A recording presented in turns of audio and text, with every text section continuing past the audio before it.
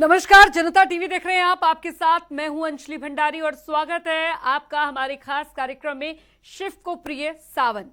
आज हम बात करेंगे सावन की, क्योंकि शिव को प्रिय है ये सावन का महीना।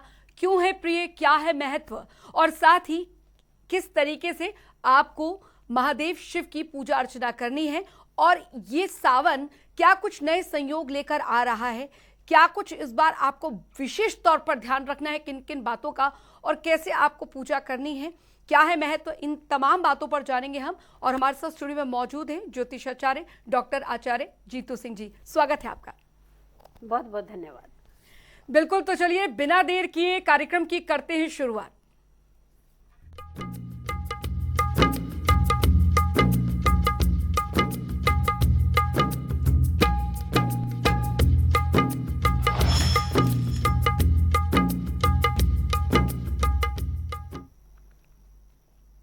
देवों के देव महादेव का अति प्रिय महीना सावन, जिसकी शुरुआत बेहद ही शुभ योगों के साथ हुई है। और सावन का महीना बेहद खास माना जाता है। सावन सोमवार के सभी व्रत भगवान शिव और माता पार्वती को समर्पित हैं। इस बार का सावन बेहद खास होने वाला है, क्योंकि इस बार अधिक मास के चलते सावन में 4 नहीं बल्कि 8 सोमवार पड़ेंगे। बता दें कि यह योग पूरे 19 सालों बाद पड़ रहा है।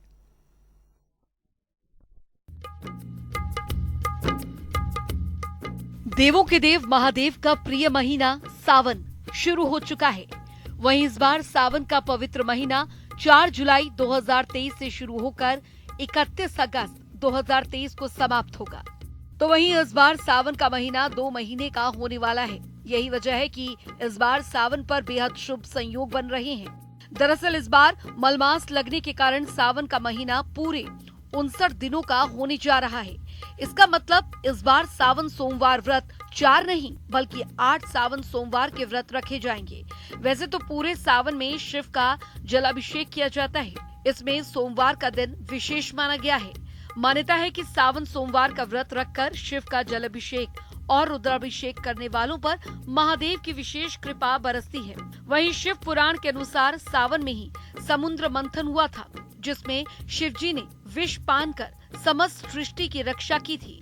लेकिन इस हलाहल विष के कारण उनके गले में असहनीय दर्द उठा। विष के प्रभाव को कम करने के लिए सभी देवी देवताओं ने उन्हें जल अर्पित किया। यही वजह है कि सावन में शिवलिंग पर जलाभिषेक करने का विधान है। मान्यता है सावन में शुभ तिथियों पर शिवलिंग पर जलाभिषेक किया जाए तो व्यक्ति के सारे दुख दोष रोग दूर हो जाते हैं। सावन का महीना भगवान शिव को अत्यंत प्रिय है। अगर इस महीने में उनकी विधि विधान से पूजा अर्चना की जाए तो शिव जी को बहुत जल्दी प्रसन्न किया जा सकता है।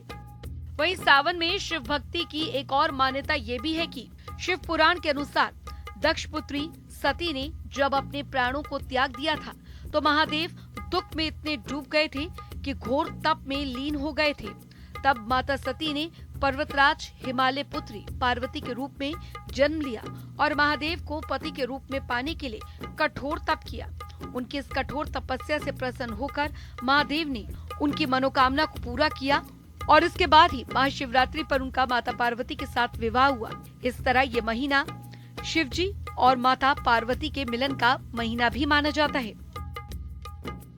प्रोग्रामिंग डेस्क, जनता टीवी। तो सावन का ये पवित्र महीना और किस तरीके से आप शुरुआत यहाँ पर करेंगे, लेकिन सबसे पहले हम जानेंगे सावन के सोमवार का महत्व क्या कुछ है, सावन का महत्व क्या कुछ है।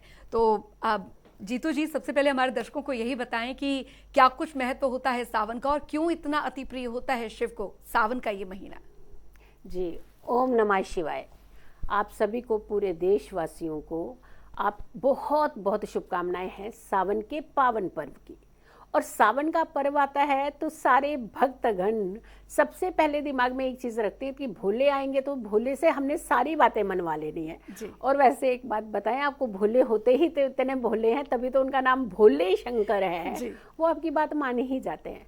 देखिए, जो भगवान सिर्फ पत्तों से खुश हो रहे हैं उन्हें ज्यादा एफर्ट्स करने की जरूरत नहीं पड़ेगी। लेकिन हाँ, कोई एक खास एफर्ट्स की जरूरत पड़ती है, वो भी हम आपको बताएंगे इसी शो में। लेकिन जब महत्व की बात आती है कहते हैं सूर्य संक्रांति, यानी सूर्य का जब कर्क राशि में प्रवेश होता है तो सावन का पर्व आता है। और सावन का पर्व का बारिश के साथ क्या कंसर्न है? जो सूर्य का कर्क राशि, कर्क मीन्स चंद्रमा की राशि, और चंद्रमा इसके स्वामी है जो कि भगवान भोलेनाथ के मस्तक पर विराजित हैं। और जलीय राशि में जब सूर्य का प्रवेश होता है, इसका कंसर्न है कि जलीय मीन्स जल तत्व राशि में सूर्य का प्रवेश, यानी बारिश का मौसम, गर्म तत्व जो है सूर्य में जब चंद्रमा में जाकर के वो मिक्स होता है तो पानी का प्रभाव, यानी मैं आपके घर में आई तो आपके तरीके से रहूंगी, वो वाला हिसाब हो गया यहाँ पे। तो यहाँ पे बारिश का खास करके सावन में कंसर्न आता है जी। दूसरा, सावन इस बार 2 महीने का है, जैसा कि मैम ने भी बताया कि सावन 2 महीने का है। तो 2 महीने का सावन क्यों पड़ा, ये भी बहुत बड़ी कहानी है। इसमें अधिक मास, जिसे हम पुरुषोत्तम मास और मल मास के नाम से भी जानते हैं, इसके बारे में भी हम चर्चा करेंगे कि एग्जैक्टली अधिक मास है क्या।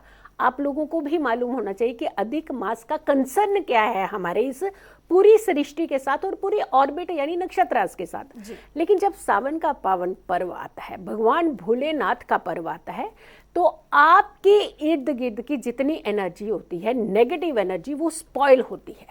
और सिर्फ जब सूर्य जल तत्व राशि में जाकर के प्रवेश करता है तो जो ठंडक होती है वो धरती को भी मिलती है और आपके जीवन में भी आती है। तो यहाँ कंसर्न होता है सावन का आपके राशि परिवर्तन से, और पूरे साल बाद जब कर्क राशि में ये सूर्य का प्रवेश होता है तब सावन का ये महीना बनता है। वैसे तो महीना 1 महीने का होता है, ये 2 महीने का नहीं होता है कभी भी सावन।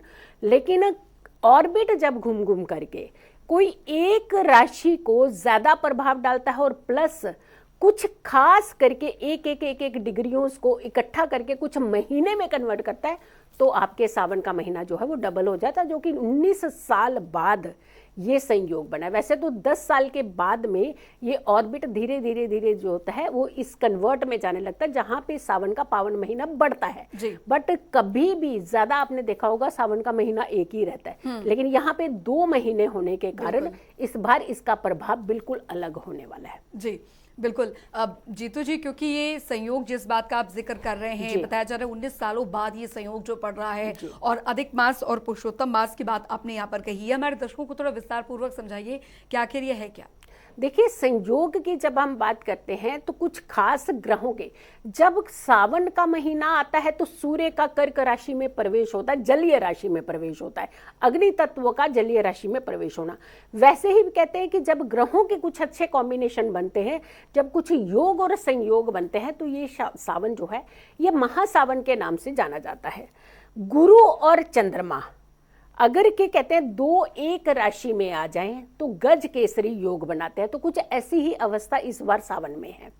फिर दूसरा बन रहा है बुध आदित्य राजयोग, यानी सूर्य का बुध के साथ जुड़ना, मिलन होना एक राशि में, ये भी अपने आप में एक महासंयोग कहा जाता है। फिर कहते हैं कि लक्ष्मी नारायण, यानी अगर लक्ष्मी नारायण की कृपा हमारे ऊपर हो जाए तो हमें और चाहिए क्या। हर कोई आज धन के पीछे ही तो भाग रहा है। तो बुध और शुक्र ये दोनों एक राशि में कहीं ना कहीं कंसर्न बनाते हुए ये अपने आप में एक विलक्षण योग, जिसे हम कहते हैं लक्ष्मी नारायण योग बना रहे हैं। अब कहाँ इन योगों का फायदा हुआ? पहला तो आपके धन बढ़ाने का योग बना दिया, फिर आपकी जिंदगी में रुतबा स्टेटस बढ़ाने का योग बन गया, और तीसरा धन की बरसात, यानी जैसे पानी की बरसात होती है ना सावन में, ऐसे आप लोगों की जिंदगी में धन की बरसात हो, ये लक्ष्मी नारायण योग भी इसमें बन रहा है। तो ये महासंयोग का सावन है।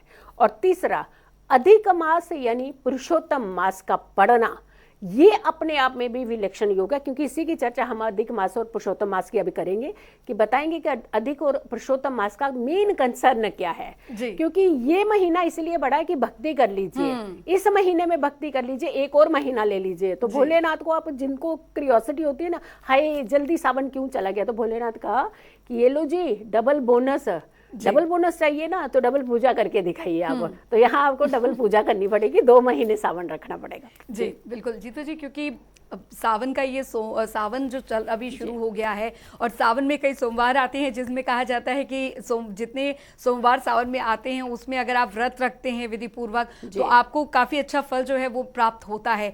तो सबसे पहले हमें हमारे दर्शकों को यहाँ पर ये भी जानना होगा कि आखिरकार सावन का जो सोमवार है कितने मंगलवार हैं, कितने सोमवार हैं और सबसे ज्यादा महत्व यहाँ पर कौन से सोमवार के व्रतों में होता है? जी देखिए, डबल सावन यानी 2 महीने का सावन, तो बोनस भी तो 2 महीने का ही मिल रहा है ना इस बार आपको। आप सोचिए कि इस सावन जब आप 4 सोमवार का व्रत कहते हैं तो ज्यादातर लोग क्या करते हैं, जो 16 सोमवार का व्रत रखना चाहते हैं वो ना रख करके सावन के 4 सोमवार का व्रत रखते थे, लेकिन अब की बार 8 सोमवार बन रहे हैं तो कहते हैं 2 गुना फायदा, 3 गुना फायदा कहते हैं हम लोग। जब भी नक्षत्र ग्रहों का एक अच्छा संयोग बनता है तो हम कई गुना ज्यादा फायदे की बात करते हैं, तो 2 गुना फायदा तो मिलना ही मिलना, क्योंकि 8 सोमवार हैं इस बार। 8 का सीधा डबल 16 सोमवार का पूरा फायदा मिल जाना है आपको। जो लोग 16 सोमवार के व्रत रखते हैं या रखना चाहते हैं, डेफिनेटली वो अपनी उनकी एक आस्था है कि हमें यहाँ पे शुरू करना है और इन दिनों शुरू कर सकते हैं आप व्रत भी। बट 8 व्रत अगर आप रखते हैं तो आपको 16 सोमवार के व्रत का फायदा मिल जाता है। जिन्हें भी 16 सोमवार के व्रत नहीं करने हैं वो 8 सोमवार के व्रत रख लीजिए, लेकिन 8 में भी 4 सोमवार ऐसे हैं जो लोग 4 सोमवार का ही व्रत रखते हैं, उनके लिए खास करके ये ध्यान रखना कि कृष्ण पक्ष और शुक्ल पक्ष के दोनों के 2-2 व्रत होने चाहिए। तो वो हम आपको बताएंगे अभी कि कौन कौन से व्रत आपको जरूर करने हैं। जिससे 4 करने हैं तो कौन से जरूरी करने हैं, और अगर 8 कर रहे हैं फिर तो आपके लिए खुला ऑप्शन है, तो फिर 8 के 8 कर दीजिए। पहला सोमवार 10 जुलाई को पड़ेगा, दूसरा सोमवार पड़ेगा 17 जुलाई को जी, तीसरा सोमवार पड़ेगा 24 जुलाई को और चौथा सोमवार पड़ेगा 31 जुलाई को। तो पहला महीना तो हो गया कंप्लीट। फिर दूसरा आता है अगला सोमवार, जो 5वां सोमवार होगा वो 7 अगस्त को पड़ेगा। छठा सोमवार रहेगा 14 अगस्त को और 7वां सोमवार जो रहेगा वो 21 अगस्त में रहने वाला है। 8वां सोमवार रहेगा 28 अगस्त को जी। लेकिन सावन का महीना 31 को खत्म हो रहा है, 28 को नहीं खत्म हो रहा है। कुछ लोग 28 के बाद ही पारण कर देते हैं और फिर छोड़ देते हैं आगे भक्ति। 31 तक आप भक्ति को स्ट्रेच कर लीजिए। अब 4 ऐसे व्रत जो रखने ही रखने हैं, जिसे आपने इग्नोर नहीं करना है। पहला चरण जो शुरू होगा वो 4 जुलाई से लेकर के 17 जुलाई तक का ये फर्स्ट चरण, फर्स्ट स्टेप होगा सावन का, क्योंकि यहाँ शुद्ध अधिक मास भी है और अधिक मास भी है। 18 जुलाई से लेकर के 16 अगस्त तक का जो समय है ये मल मास का समय होगा, ये पुरुषोत्तम मास। इसके बारे में हम अधिक मास और पुरुषोत्तम मास की बात बताएंगे कि अधिक मास बन कैसे गया, 1 महीना ऐसे कैसे बढ़ गया। बिल्कुल, कि जबकि 12 ही तो महीने होते हैं, लेकिन 13 महीने कैसे हो गया, तो वो हम जरूर बताएंगे आपको, क्योंकि एक बड़ी साइंटिफिक एक इसकी रिसर्च होती है जो समझना जरूरी है कि बढ़ कैसे गया महीना। 17 अगस्त से 31 अगस्त में ये फिर से श्रवण का ही दोबारा सेकंड स्टेप जिसे हम कहते हैं वो शुरू हो जाएगा। जो पहले 15 दिन आते हैं कृष्ण पक्ष के, क्योंकि कृष्ण पक्ष में ही सावन का आगाज हुआ है, मंगला गौरी व्रत से ही सावन का आगाज हुआ है। और कहते हैं भगवान भोलेनाथ जो है माँ पार्वती के बिना तो वैसे भी नहीं मानते हैं। अगर भगवान भोलेनाथ खुले रूप में आपकी सारी इच्छाएं पूर्ण करने वाले हैं ना, तो माँ पार्वती के पास एक बड़ा सॉलिड एक डिपार्टमेंट है, मैनेजमेंट डिपार्टमेंट है। मतलब भगवान भोलेनाथ पूरी ऐसे गठरी भर करके उनको दे देते हैं कि दे दीजिए सबको सब कुछ, लेकिन माँ बड़ी समझदार है। माँ क्या करती है, बैलेंस करके हर किसी को कितना चाहिए मैनेजमेंट के हिसाब से हर किसी को चीजें देती है। इसीलिए माँ पार्वती को मनाना इस समय बहुत ज्यादा जरूरी होता है। भोलेनाथ को भी मनाइए, लेकिन माँ पार्वती को नहीं मनाया तो मैनेजमेंट पीछे रह जाएगा। आपकी झोली में जो उन्होंने चीज डालनी है पता चले इधर उधर घूम गई। तो ध्यान रखिएगा, मंगला गौरी व्रत से शुरू हो रहा है इस बार का सावन, तो पहला व्रत मंगला गौरी का रख ही लीजिएगा। 15 दिन की जब हम बात कर रहे हैं तो कृष्ण पक्ष की बात कर रहे हैं, तो पहला सोमवार तो आपने 10 तारीख वाला रखना ही रखना है, और 17 जुलाई वाला सोमवार जो है वो भी आपने रखना ही रखना है। 21 अगस्त वाला सोमवार भी आपने रखना है, 28 अगस्त वाला सोमवार भी आपने रखना है। यानी 2 इधर व्रत आ गए, 2 इधर व्रत आ गए। तो अगर छोड़ना चाहते हैं तो बीच के 2 व्रत जो है वो आप छोड़ सकते हैं, लेकिन लास्ट के और पहले ये 2 व्रत रखना बहुत जरूरी है। अगर आप सिर्फ 4 व्रत रख रहे हैं, अगर आप 8 व्रत रख रहे हैं तो बात ही क्या है, तो 8 रख लीजिए फिर तो। जी बिल्कुल। डॉक्टर जीतू जी, क्योंकि अभी व्रत की बात चल रही है तो व्रत में कई नियम और कानून होते हैं, उसके बारे में हमारे दर्शकों को बताएं कि व्रत कैसे रखें, क्या कुछ नियम रहने वाले हैं, किस तरीके से पूजा की जाए और किन बातों का विशेष खासकर व्रत के दौरान ध्यान रखें। जी देखिए, भगवान भोलेनाथ को जो पसंद है ना वो तो बेलपत्र ही है, लेकिन वो बाकी पेड़ पौधों के साथ छेड़खानी नहीं करने देने, बिल्कुल, क्योंकि उनको जो प्रिय है वो वही लेते हैं। लेकिन बाकी अननेसेसरली, जैसे अगर के घर के अंदर, आपको एक बड़े साधारण तरीके से समझाना बहुत जरूरी है।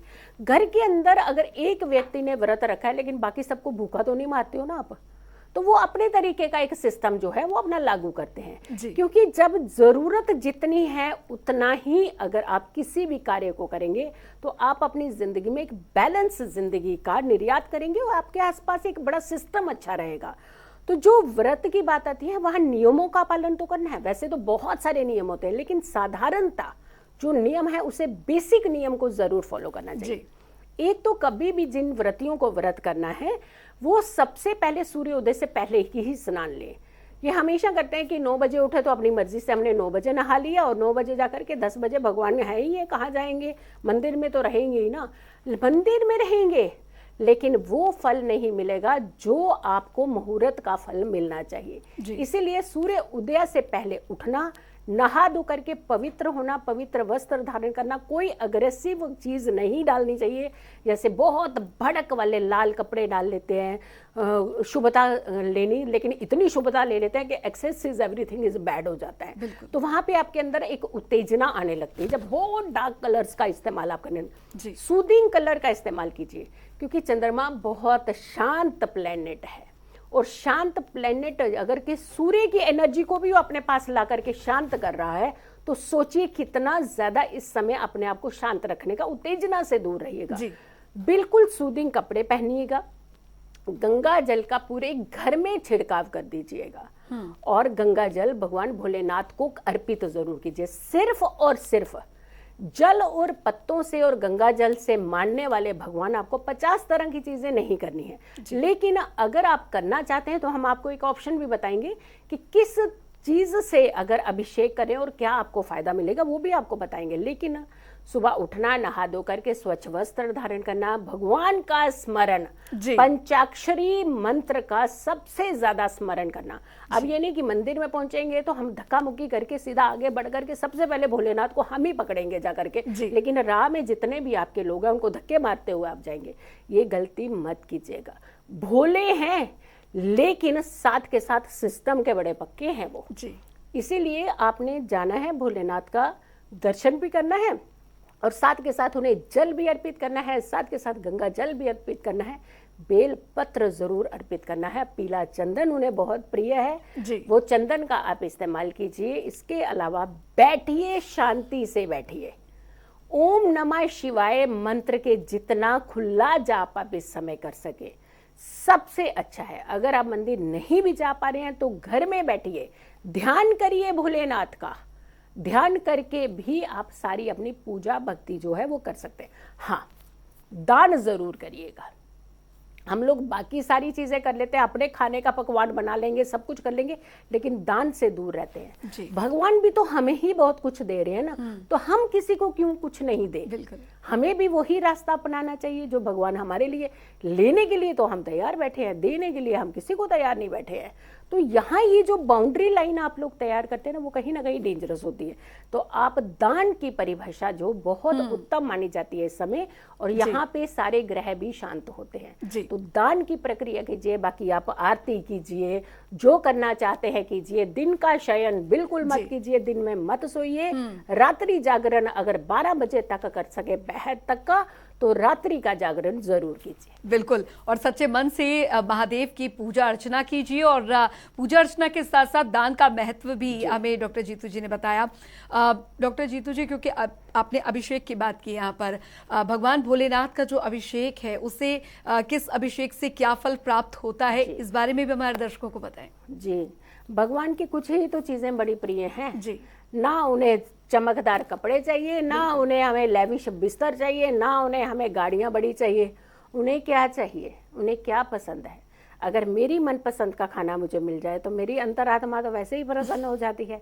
और कहते हैं किसी के दिल तक पहुंचने का रास्ता उसके पेट की तरफ से ही तो जाता है। तो जो प्रिय है आप वही चीजें उन्हें जरूर दीजिए। इसके अलावा आप जो जो एडिशन करना चाहते हैं करिए। सबसे पहले भस्म, भस्म उन्हें बहुत प्रिय है, भस्म जरूर उन्हें अर्पित कीजिए।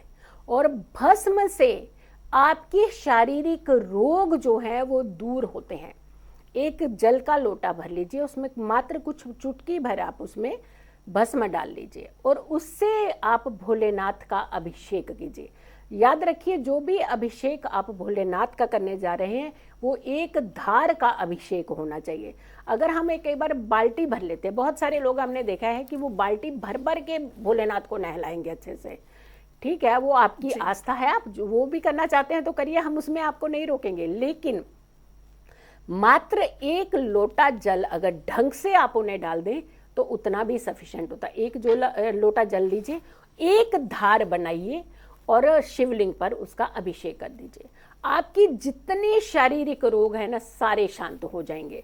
शहद से कहते हैं, हमें रेस्पेक्ट किसे नहीं प्यारी, हर किसी को रेस्पेक्ट प्यारी है। लेकिन एक चीज हम जरूर करें, क्या हम सिर्फ अभिषेक से ही रिस्पेक्ट ले सकते हैं? लेकिन रिस्पेक्ट देनी भी तो पड़ेगी ना। ये भाव भी तो रखिएगा ना, मुझे ये अपनी करेक्शन भी करनी है। आप वहां अभिषेक कर दीजिए, लेकिन साथ के संदर्भ मन के अंदर एक चीज जरूर रखिए कि मुझे भी अपने जीवन में कुछ करेक्शन करनी है, मुझे दूसरों को रिस्पेक्ट देना है। लेकिन हे भोलेनाथ, उसके बावजूद अगर मुझे रिस्पेक्ट नहीं मिलती है तो मुझे रिस्पेक्ट चाहिए। तो आप शहद से भगवान भोलेनाथ का अभिषेक कर देते हैं। लेकिन शहद से जब भी आप अभिषेक करें या किसी भी चीज से, जल और गंगा जल के अलावा किसी भी चीज से आप अभिषेक करते हैं, उसके बाद एक जल का लोटा आपने जरूर डालना है। वो एनर्जी को क्लीन करना है ताकि आपको लाभ हो। अगर आपको गंगा जल से करना है तो वो डेफिनेटली मन शांत ही होता है, जल से मन शांत होता है। चंदन से सुख समृद्धि, घर के अंदर शांति हर किसी को चाहिए। अगर चंदन का मात्र एक टीका भी आप लगाना रोज शुरू कर देंगे तो आपका मन शांत होना शुरू हो जाएगा। मन शांत, सुख शांति, घर के अंदर सदस्यों की सुख शांति। आप चंदन डाल दीजिए थोड़ा सा जल में और उस जल की एक धार बना करके आप एक लोटा जल जो है भगवान भोलेनाथ को अभिषेक कर दीजिए। लेकिन हाँ, बेलपत्र जरूर चढ़ाइए, हर कोई बेलपत्र जरूर चढ़ाइए। बेलपत्र सबसे ज्यादा प्रिय है उन्हें। त्रिनेत्र का बेलपत्र जो है ये उन्हें सबसे ज्यादा प्रिय है। दही से अगर आपके हर्डल्स जिंदगी में ज्यादा आते हैं, बाधाएं बार बार आती हैं, आपको लगता है कि कोई भी करेक्शन नहीं हो पाती, इतने बावजूद काम करने के, उपाय करने के बावजूद भी हमारी जिंदगी में कहीं ना कहीं जो है एक हर्डल्स है, तो दही से अभिषेक कीजिए। लेकिन उसके बाद फिर एक लोटा जल जो है भगवान भोलेनाथ पर अर्पित कर दीजिए। दूध से आप कीजिए। दूध के तभी कहते हैं ना, सावन में दूध नहीं लेना चाहिए, दूध नहीं पीना चाहिए, उसका सेवन नहीं करना चाहिए, लेकिन हाँ भगवान भोलेनाथ को अर्पित जरूर करना चाहिए। तो दूध से अभिषेक कीजिए। लेकिन उसके बाद अगेन एक जो लोटा जो है जल जो है वो आप भोलेनाथ पर अर्पित कर सकते हैं। इत्र से कीजिए। खुशबू अपने जीवन में हर किसी को प्रिय होती है, तो इत्र से अगर आप अभिषेक करते हैं तो आपका मानसिक आंतरिक शांति जो होती है, आंतरिक शांति कब मिलती है? जब हमारी मन मुताबिक चीज हमें मिल जाती है, तो यहाँ सुखों में भी वृद्धि होगी, आंतरिक शांति भी आपको मिलेगी। तो इन चीजों का अभिषेक करना है, लेकिन बेलपत्र, जल और गंगा जल जरूर अर्पित करना है। बिल्कुल। तो डॉक्टर जीतू जी ने बताया कि अभिषेक का क्या महत्व और किन चीजों का अभिषेक जो होता है वो बहुत महत्वपूर्ण होता है। वक्त बेहद कम है, लेकिन जल्दी से एक सवाल मैं और जरूर पूछना चाहूंगी, खासकर हमारे दर्शकों के लिए और खासकर जो कुंवारी कन्याएं हैं उनके लिए, कि जो 16 सोमवार का व्रत शुरू करना चाहती हैं वो किस तरीके से करें। संक्षिप्त में जीतू जी हमारे दर्शकों को बताएं। बिल्कुल बिल्कुल, आपको जरूर ये बताएंगे। और अधिक मास का सिर्फ एक छोटा सा मैं आपको इसलिए दे देती हूँ कि सौर मास जो होते हैं, जो सूर्य के जो डेज होते हैं 365 डेज में एक साल होता है। लेकिन जब हम बात करते हैं चंद्रमास की तो 364 डेज का एक चंद्रमास होता है, यानी एक महीना होता है। और एक एक दिन करके जो बचता है ना पूरे साल में 13 दिन बच जाते हैं, लगभग 12 दिन से कुछ हाफ ऊपर होते हैं कुछ डिग्रीज के हिसाब से। ये 33 दिन जो 3 साल बाद इकट्ठे हो जाते हैं, इससे अधिक मास बनता है जी। तो आपको पता होना चाहिए। कन्याएं जो व्रत रखें वो उन्हें 16 सोमवार का व्रत जो है पहला सोमवार आएगा 10 तारीख का, उस दिन प्रण ले कि हमें 16 सोमवार के व्रत करने, उसमें से 8 व्रत यही कर लीजिए और 8 व्रत और रखने पड़ेंगे तो आपके 16 हो जाएंगे और इस 16 का पूरा फायदा मिलेगा।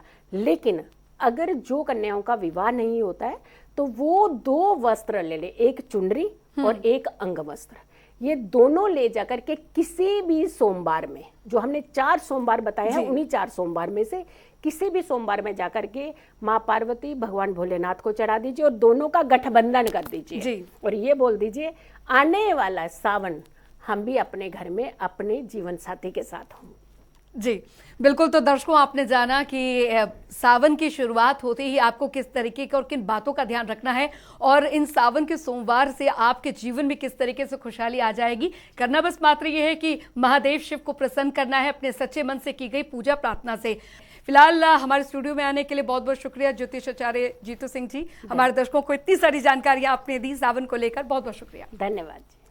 तो बिल्कुल दर्शकों, आपने जाना कि सावन का सोमवार का महत्व और इस बार सावन क्यों इतना खास है, जिनमें आपको बेहद सारी खुशियां जो हैं वो आपके जीवन में लेकर आए। और साथ ही आपको ये भी बताना चाहेंगे क्योंकि सावन का महीना है, महादेव शिव का महीना है, तो जो शुरुआत है पूजा की वो आप प्रथम पूज्य गणेश जी की पूजा अर्चना के साथ करें और उसके बाद इस सावन की शुरुआत, महादेव का यह अति प्रिय महीना सावन जिसकी शुरुआत हो चुकी है, तो हम आशा करते हैं कि आपके जीवन में, घर आंगन में धन धान्य जो है वो समृद्ध हो। इसी के साथ इस खास पेशकश में अभी के लिए फिलहाल इतना ही। आप बने रहिए जनता टीवी के साथ। ओम नमः शिवाय।